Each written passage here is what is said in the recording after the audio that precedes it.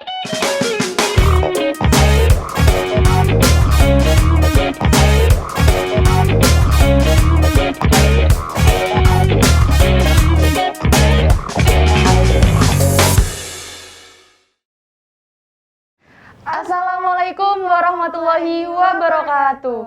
Hai Faster, kembali lagi di Fastcast, waktunya Fast bercerita mengenai inspirasi, prestasi, inovasi, dan tentunya mengedukasi. Oke, selama beberapa menit ke depan, saya Novi Ika bersama dengan rekan saya, Feni Pramadita, akan membahas mengenai suatu topik, yaitu kuliah mulus, hobi jalan terus. Nah, buat teman-teman di rumah yang memiliki hobi di kesibukan kuliah, wajib nonton sampai akhir nih. Oke, nah teman-teman, kali ini kita akan ditemani oleh salah satu mahasiswa dari Fakultas Sains dan Teknologi Terapan dari program studi biologi, ada Mas Dimas Fatur Rahman. Nah, mungkin buat anak-anak biologi atau bahkan anak FAS yang pernah bertemu atau nggak asing lagi nih sama Mas Dimas, nanti kita kenalan dulu. Nah, mungkin Mas Dimas kita bisa kenalan dulu sama Faster dan juga penonton YouTube Fast UAD. Oke, baik. Terima kasih. Halo teman-teman semua, perkenalkan nama saya Dimas Fatur Rahman. Umur saya 20 tahun. Lebih tepatnya 21 tahun. Saya lahir di Jayapura tanggal 16 September 2000. Kali ini kesibukan saya yaitu perkuliahan sih. Namun saya sedang menyambi hobi yang menjadi passion saya itu sendiri, yaitu fotografi. Oke, ceritain dong Mas Dimas dikit gimana hobi fotografi Mas Dimas ini. Baik, untuk hobi fotografi itu bermula ketika saya sedang gabut ya, mungkin bahasa zaman anak sekarang gabut. Waktu itu saya sedang ada di pondok, kebetulan waktu itu SMP-nya di pondok sampai SMA. Jadi saya iri. Nah, untuk teman-teman semua tuh iri tuh boleh, tapi iri itu yang berkualitas. Jangan iri yang merendahkan. Nah, iri yang berkualitas itu yang seperti apa? Iri yang berkualitas itu apa ya? Ingin untuk bisa bersama dengan teman-teman lainnya, yaitu sama-sama membangun untuk lebih baik, membangun value diri kita sendiri untuk kedepannya. Nah, adapun value yang saya bangun yaitu hobi fotografi. Nah, hobi fotografi itu dimulai dari tahun 2017, itu masih SMP ya tadi, dan itu pertama-tama kamera yang saya pakai waktu itu kamera digital, yaitu pocket, seperti itu sih. Oke, berarti memang Mas Dimas ini kemarin ada iseng juga ya sebelumnya?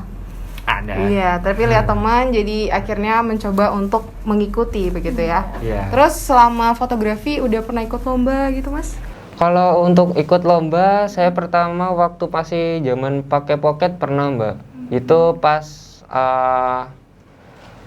lomba nasional, namun kalah ya, karena iseng aja sih. Oke.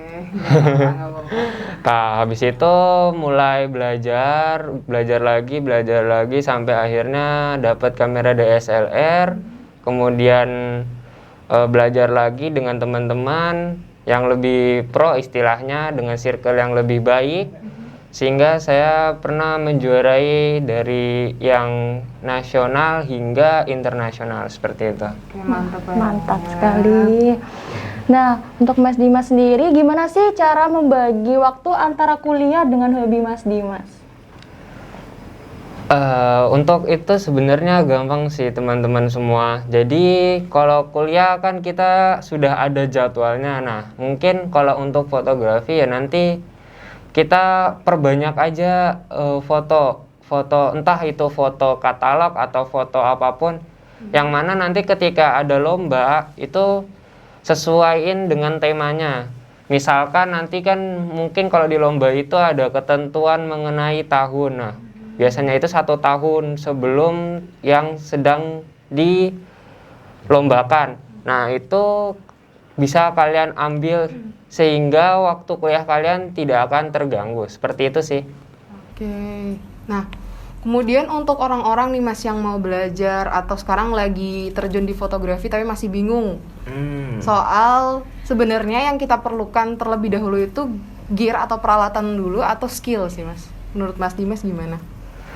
Oke, dulu pertama kali itu saya skill dulu sih yang pertama. Karena kalau misalkan kita punya gear dulu saya juga kepikiran untuk punya gear dulu, cuma namun ya orang tua juga nggak mendukung karena waktu itu kan belum percaya.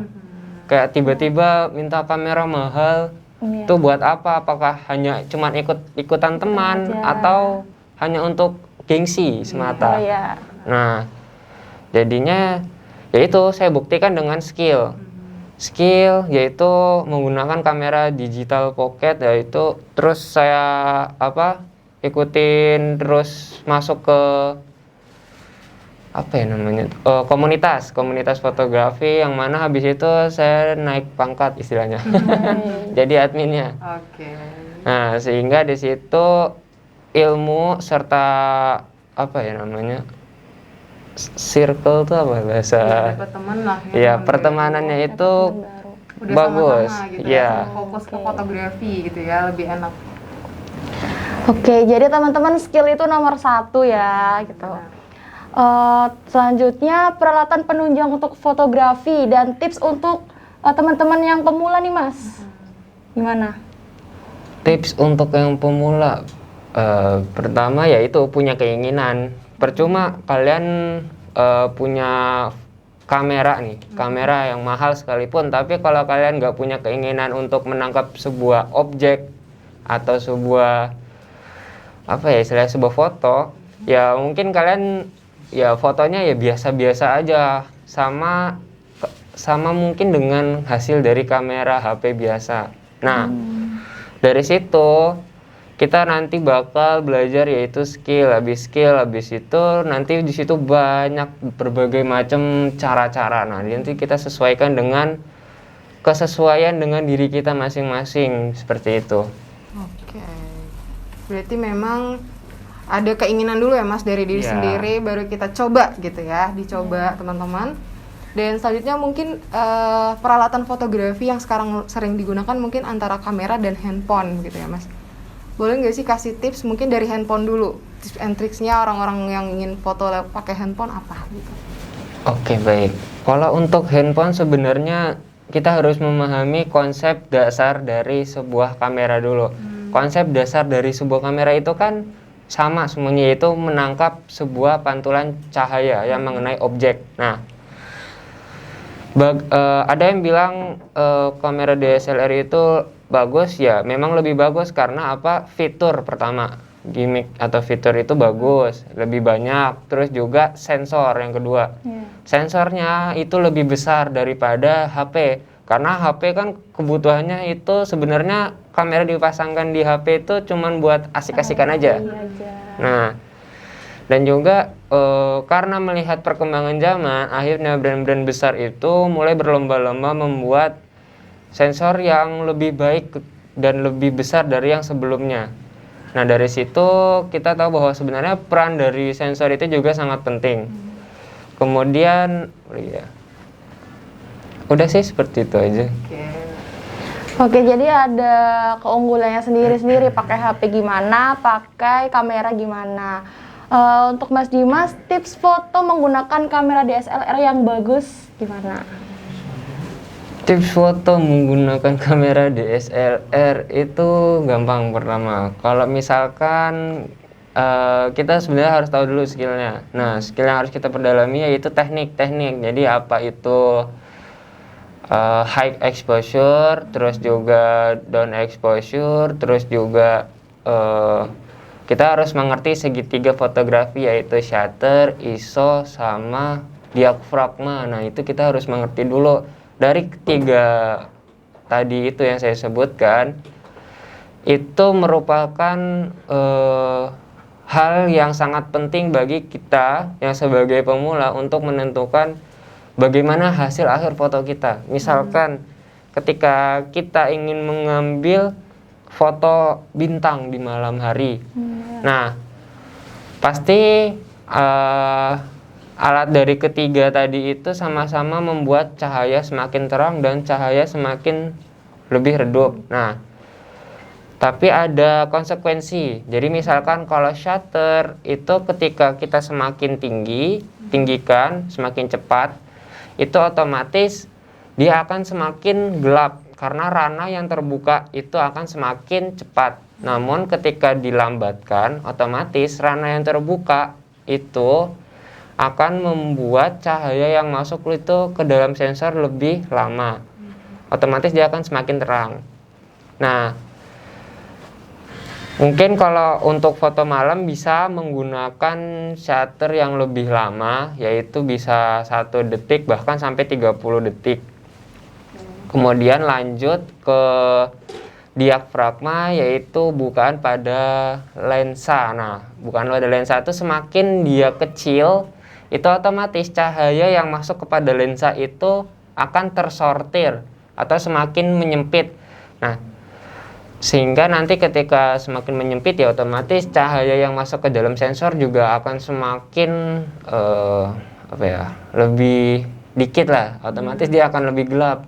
Nah, perlunya bukaan yang lebih besar itu membuat cahaya yang masuk ke dalam lensa itu semakin banyak, otomatis dia akan semakin terang. Dan juga itu akan membuat titik fokus itu akan semakin blur kalau misalkan dia makin besar bukaannya. Kemudian untuk ISO, nah ISO ini banyak orang yang mungkin kalau pemula pasti langsung bilang, tinggiin aja ISO-nya yang pasti langsung terang. Nah, memang langsung terang, namun semakin terangnya itu akan membuat sensor kepanasan karena dia akan semakin peka terhadap cahaya.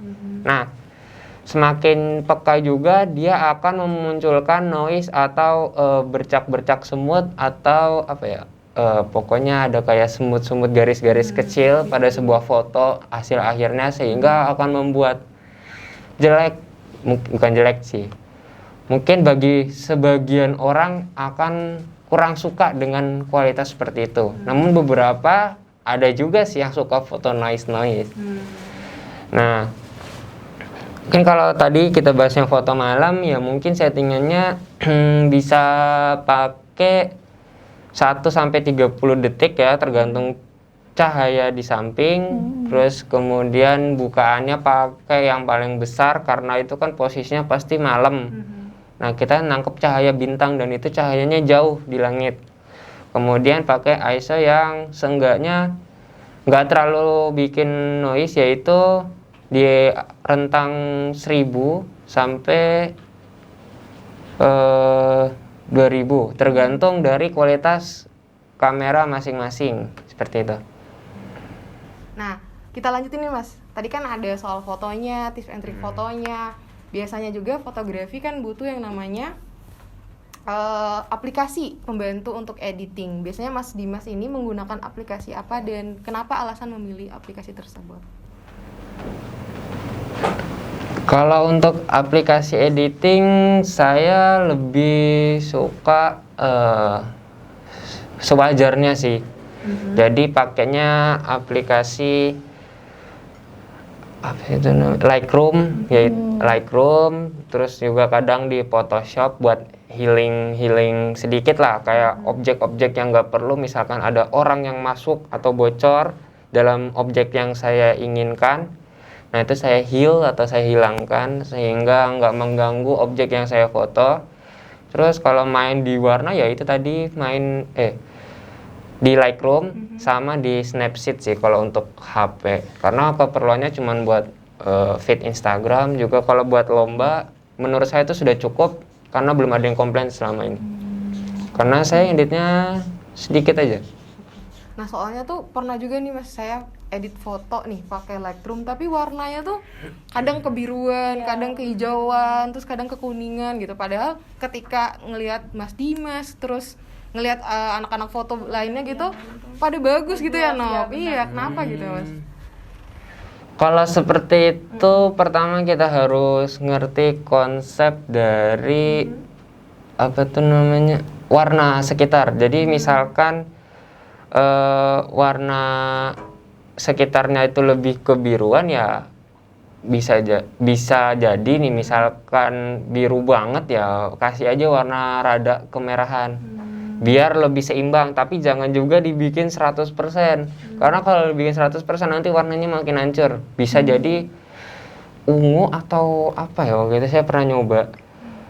Nah makanya paling enak itu ngeditnya itu jangan terlalu banyak ngambil saturasi. Biasanya kita paling pengennya itu warna saturasi itu keras, Iya benar. sehingga warna pop up-nya itu lebih diterangkan. Nah, itu ambil yang kecil aja, mungkin naikin 10 atau 5 itu udah cukup, seperti itu. Oke, kalau dari Mas Dimas tadi aplikasi editingnya Lightroom. Sepertinya Iya. Lightroom itu aplikasi sejuta umat ya. Banyak iya. sekali teman-teman juga yang menggunakan aplikasi Lightroom untuk edit foto. Oke, Mas Dimas, kekurangan dan kelebihan dari kamera DSLR itu apa?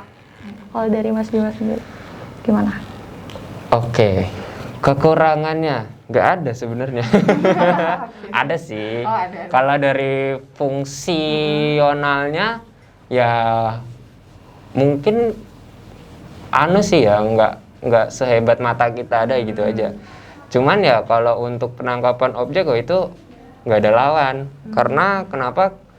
Itu balik lagi tergantung dari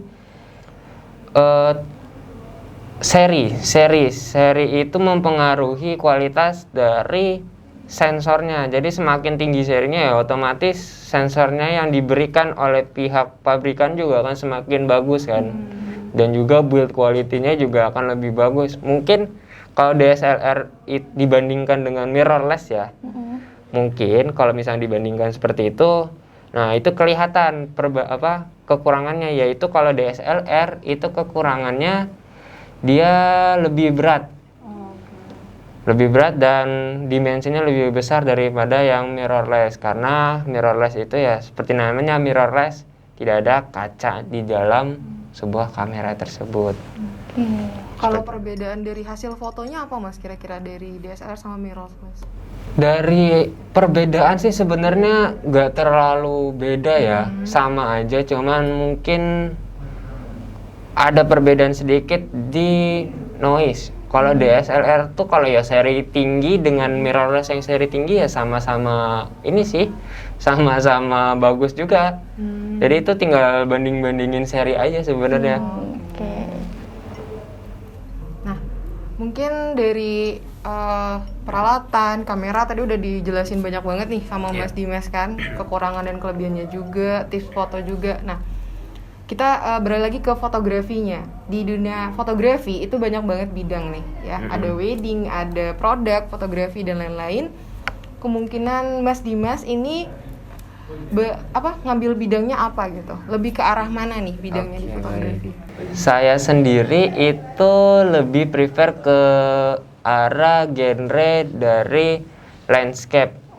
Oke, jadi landscape itu apa? Landscape itu adalah sebuah genre fotografi yang lebih ke arah pemandangan. Nah, pemandangan apa yang diambil?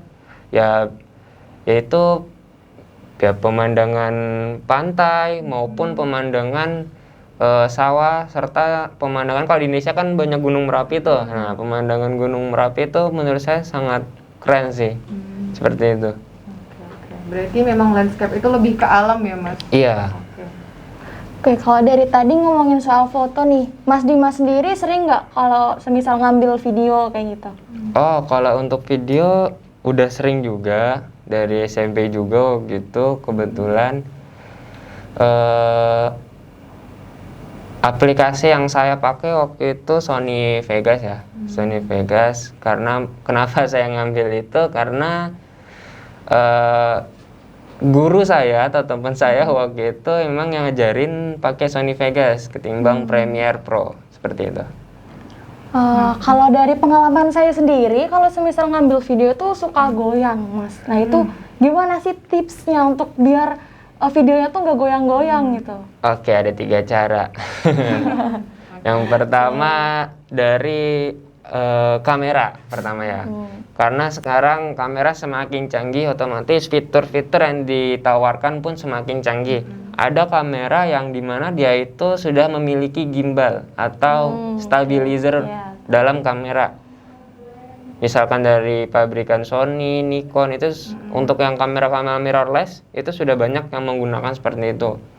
Yang mana stabilizer atau gimbal tadi itu akan membuat hasil dari video yang keluar dari kamera itu akan terlihat lebih smooth. Tapi itu hanya membantu tangan kita memegang kamera, karena tangan kita kan sendiri tremor ya, karena kita memiliki jantung yang selalu berdetak. Nah, terus yang kedua nih ada lagi yaitu menggunakan lensa. Jadi selain kamera ada lagi lensa yang memiliki gimbal, tapi itu juga nggak terlalu mengangkat lah, hanya untuk membantu. Nah, kemudian ada lagi yaitu aplikasi editing yang membuat hasil dari video itu akan terlihat lebih smooth. Namun ada kekurangannya. Ketika kita menggunakan aplikasi tersebut, otomatis yang akan diambil yaitu bagian tengahnya atau titik shutter yang enggak akan terlalu banyak bergoyang. Jadi akan terkompres atau tercrop gambarnya. Nah, alternatif lain yang paling mujarab sih yaitu menggunakan gimbal atau stabilizer eksternal yang banyak dijual-jual seperti itu. Nah, kita lihat di sini juga ada Mas Dimas. Ini punya Mas Dimas ya? Iya, ada kamera dan lensa. Mungkin bisa sedikit dijelasin ke teman-teman ini yang Mas Dimas bawa apa gitu. Oke, baik. Jadi ini yang saya bawa yaitu kamera seri Nikon D5500.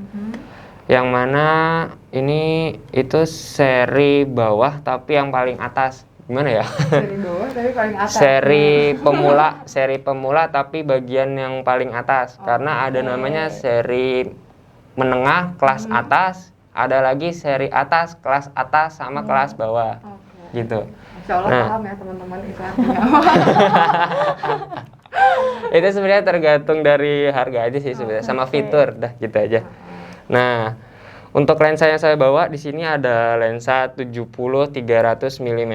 Ini kalau misalkan kalian buat paparazzi, misalkan kan mau nembak cewek, nah pakai hendak. Nah, jadi ini kamera yang biasa buat hewan-hewan atau wildlife kayak gitu-gitu yang kita nggak bisa mendekati. Jadi misalkan mau foto burung, nah itu biasanya pakai lensa tele namanya, telefoto seperti itu. Ada lagi lensa wide. Nah, lensa wide ini sangat lebar ya, namanya juga wide kan. Jadi dia ini diperuntukkan untuk mengambil gambar yang lebih luas, feel-nya itu lebih luas, sehingga ini sangat cocok untuk lensa para landscaper. Seperti itu.